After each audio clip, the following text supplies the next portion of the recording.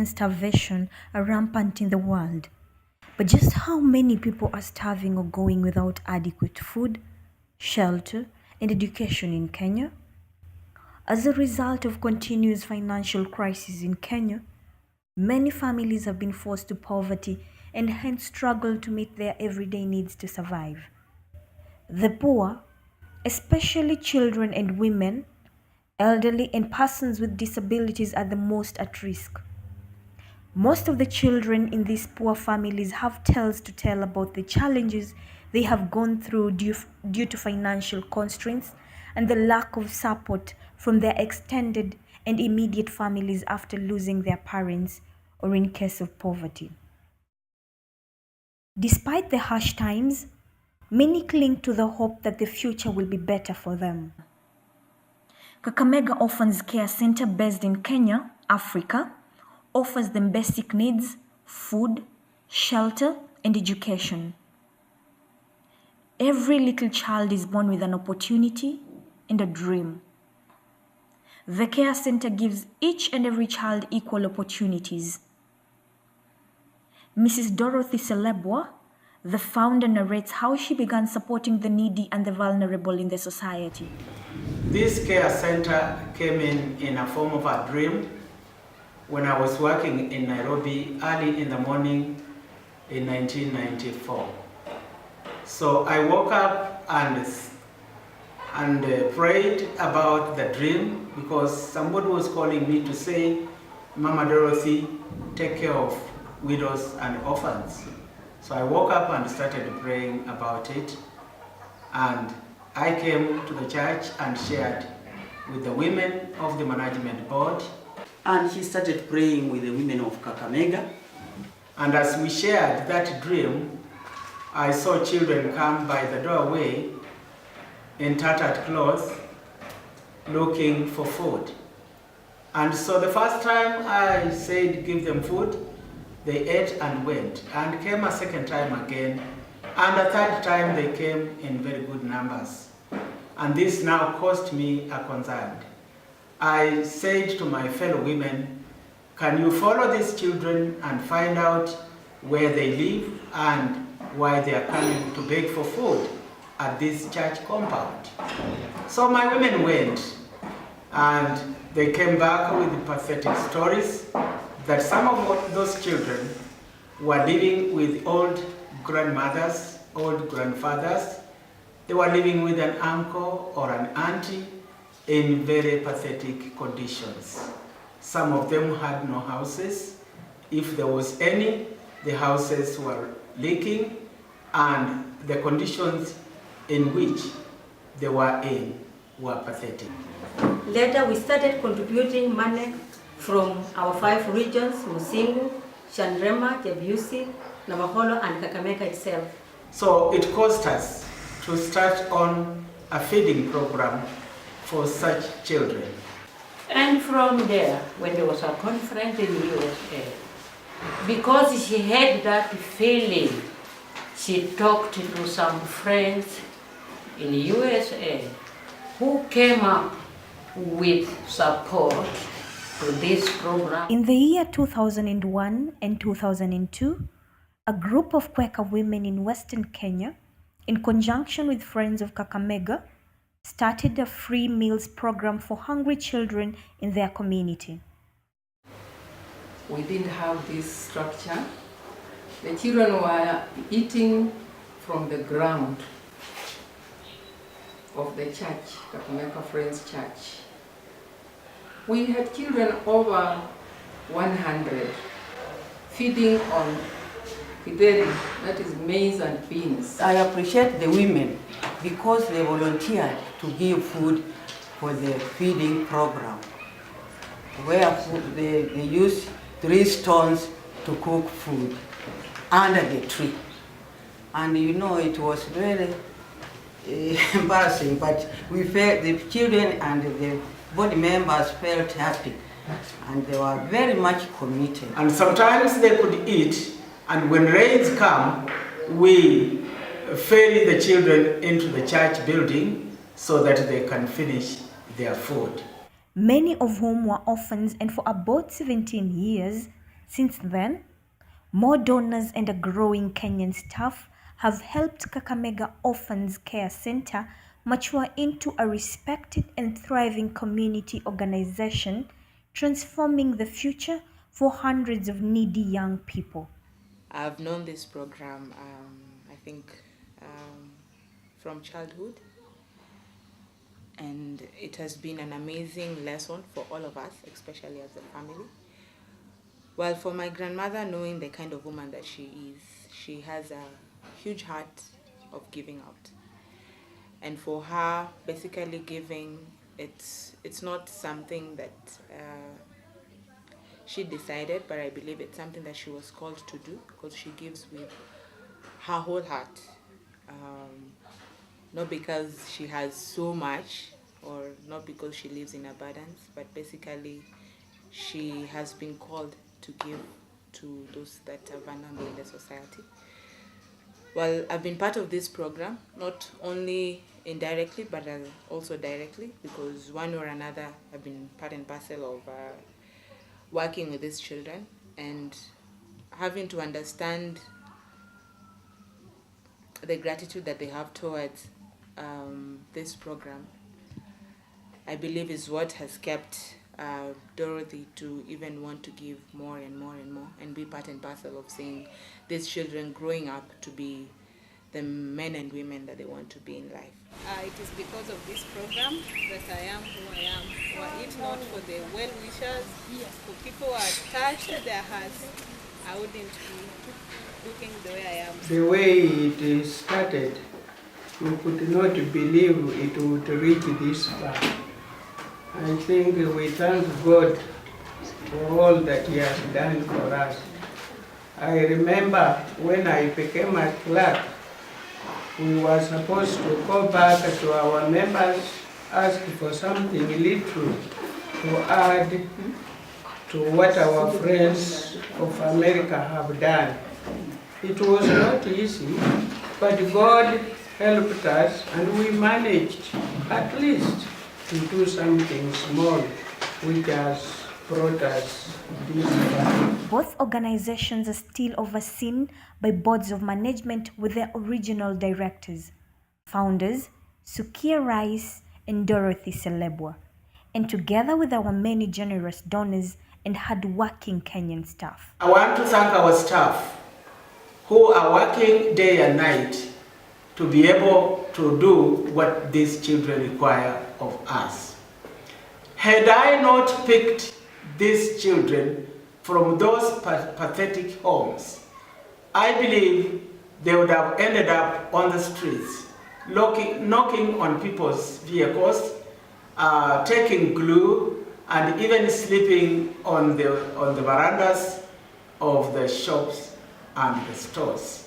I want to thank God for this dream, because I had to leave my paying job in Nairobi and just come in for this service to be able to serve these children who were really in need. As they grow and increase their impact on the ground and circumstances change in Kenya, they see their future focusing more and more on helping families in providing better care and supporting young adults as they aspire to build brighter futures. We have different programs at KOCC. One of them is the care center program, kids who live at the care center, which is sort of a boarding section. In this program, we have got the most vulnerable children, and we feel that in their homes where they stay, they're not receiving the enough protection, the enough care that is required, and probably the conditions are more vulnerable.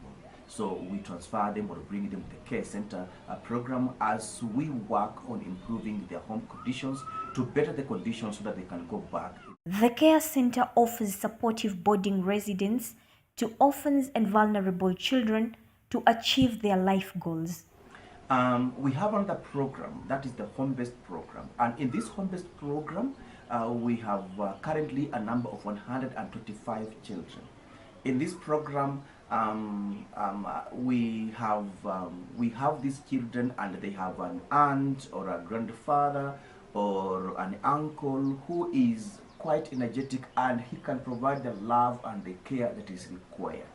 So when we find such kind of children, we don't bring them to the care center.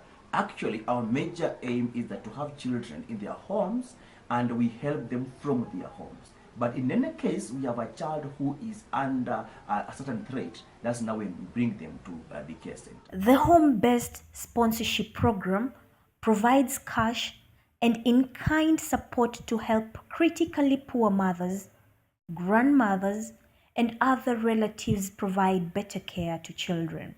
We have the high school program, and the high school program is a program that has been given birth from, that is now the care center program and the home-based program.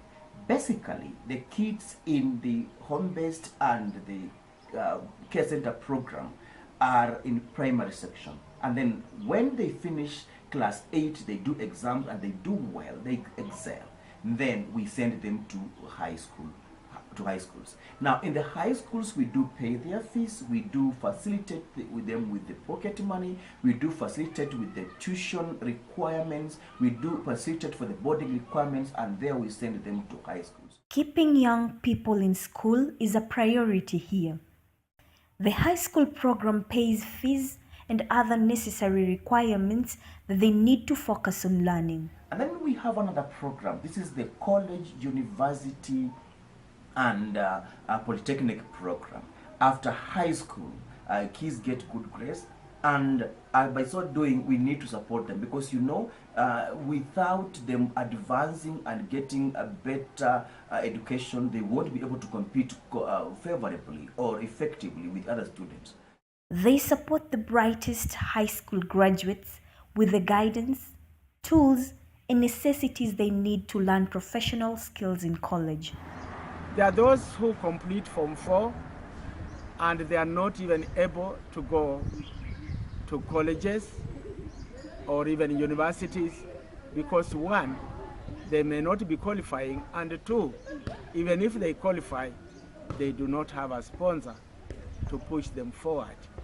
And that has become a very big challenge to us. We have quite a lot of students who finished Form 4 and yet they are doing totally nothing.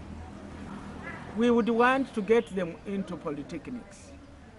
We would want to get them to learn things like carpentry, masonry, driving, mechanics, so that they can be able to help themselves in future. But our resources are limited.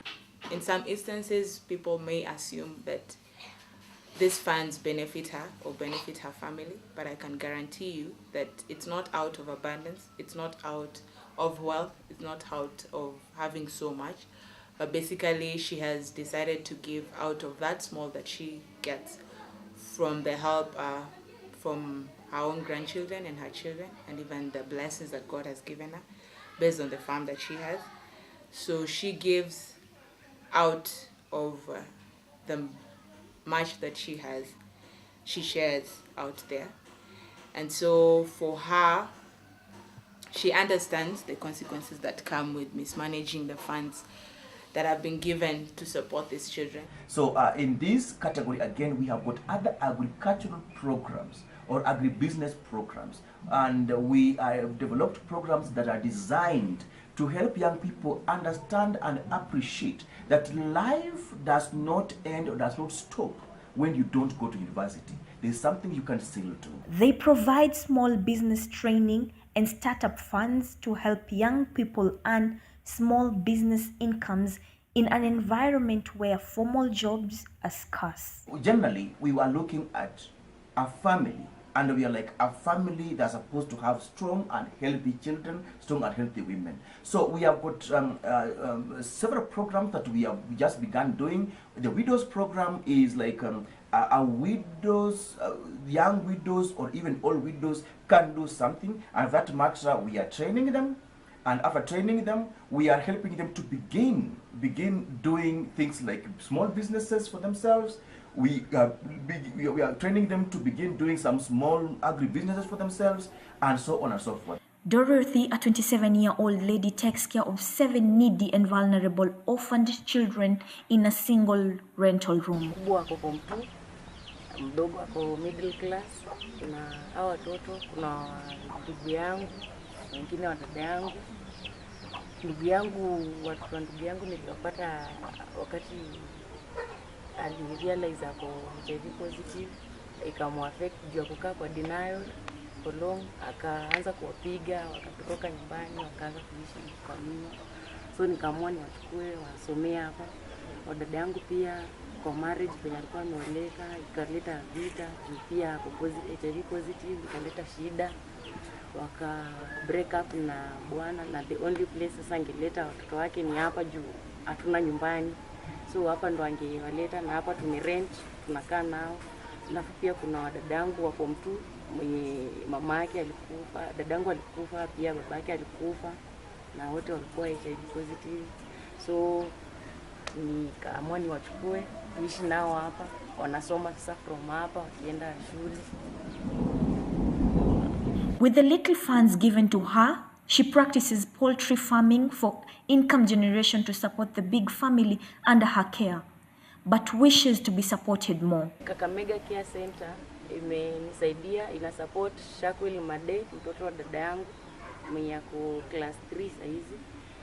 At least imetusaidia, imetupatia funding zenye zimetusaidia kulipa shuleni, kununua vitabu. Aged, but with a caring and loving heart, Mama Priscilla struggled to shelter and provide for children whose parents passed on. Nishukuru kwa kwenda kumsaidia watoto kwa kulea. Mtu kama mimi hawezi kulea watoto. Watu wapende kama Kakamega Orphans Care Center has managed to help only one child due to limited resources, but wishes to support more in the home. Mimi nimeshukuru kwa vile mimi watu wa kanisa wamenichukua, lakini hata wananisaidia huyu mtoto nilikuwa nimeshindwa bila anaweza kusoma, kwa maana mama yake na baba yake waliniachia kama ngazi hapo tu na miaka 2. Mimi mwenyewe naendelea tu naye kulinda, bila wa kanisa hiyo wananisaidia kunichukua. Hata saa hii wameleta pesa, nimenunua uniform na viatu na kulipa karo za shule. Nimeshukuru Mungu. I really thank the sponsors because wanatulipia fees, wanatubalisha pua, by that tunanunuliwa bag, viatu, vitabu, hata chakula tunakula poa. Wakikuja mwezi wa 8, we really enjoy because they make fun with us. We enjoy being with them. We are happy. I was picked up and went to Kakamega Orphans Care Center. I've gone through the school and now I have finished from 4th form. I had that opportunity to be enrolled at the care center. I got the help that I required. I went to school. I had my school fees paid. I had school uniform. I had everything that I required. Before coming to this place, it was very difficult. First, my dad and mom died in 2004, the same year. My dad was an army, Kenyan army, so he was earning a lot of money. So because of money, he decided to have 3 wives. I was born of a second mother. Then the third wife had HIV/AIDS. So after getting the AIDS, all of them died the same year. We remained with my brothers.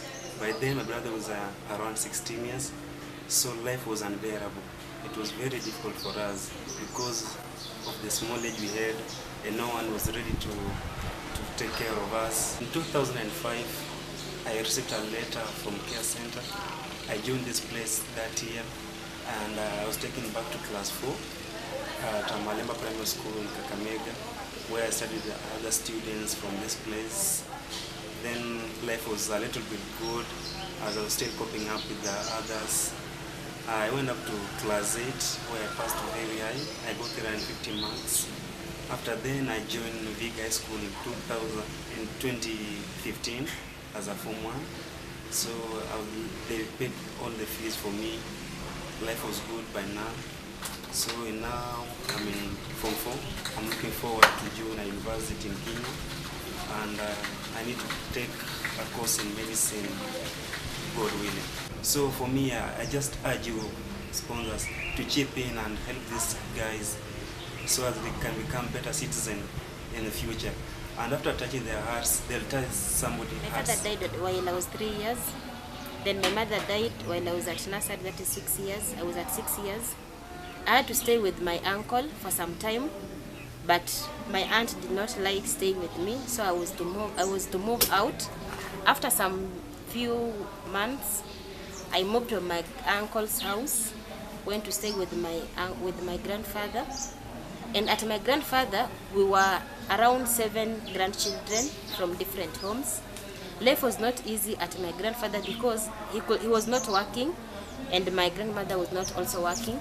So it was very hard for him to cater for all the food, take us to school. Once the orphanage was established, they identified the orphans who are very needy in the region. So I was lucky to be one of them. That's when I enrolled in the program. And since I was very needy that I could not afford school fees, school uniform, and beddings at home also, it was an issue because we were so many grandchildren. My life started here in 2005 when the care center was started. I was then in class 5. I was staying at the care center. I went through Kakamega Township Primary School from class 5 to standard 8. That was in 2008. In 2009, I went to high school, the Sacred Heart Mukumu Girls, for 4 years. I got a mean grade of AC Plain, then went to college in Nakuru. I was at Rift Valley Institute of Business Studies. I did nutrition and dietetics. Currently, I'm doing my job at the Green Light Planet. We're selling solar products. The products are Sun King.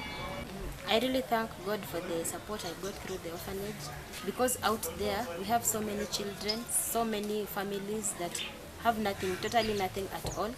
They haven't had any chance of getting the children to school, or maybe the children have no parents or they have no guardians, so life is very hard for them.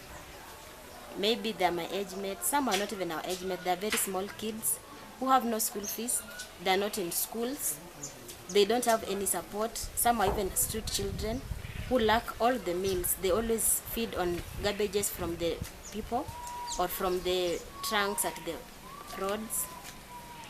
If we had so many sponsors coming up to help us, so many communities will have benefited, those who are not yet in the program. And some families will have benefited from their kids being taken to school. Maybe they graduate, or they always achieve whatever they are missing or whatever their dreams are. Then they will have improved the life status of Kenya, the life status of the families, and this will have made life much easier. I want to give a big thank you to the main group of friends who do almost all the fundraising and send the money to us. I also want to thank the management committee of the Kakamega Orphans Care Center, who talk and make policies for the running of this project. And I want to thank each and every friend who has given us any support, either prayerfully, donation, sponsoring a child, or supporting a family. I want to say a big thank you. Whatever we are doing for these little children, we are doing it for God. Deuteronomy 15:10 says, I'll paraphrase, that when we give, we are giving to God. And the more you give to God, the more you're opening up blessings for yourself and for the generation to come.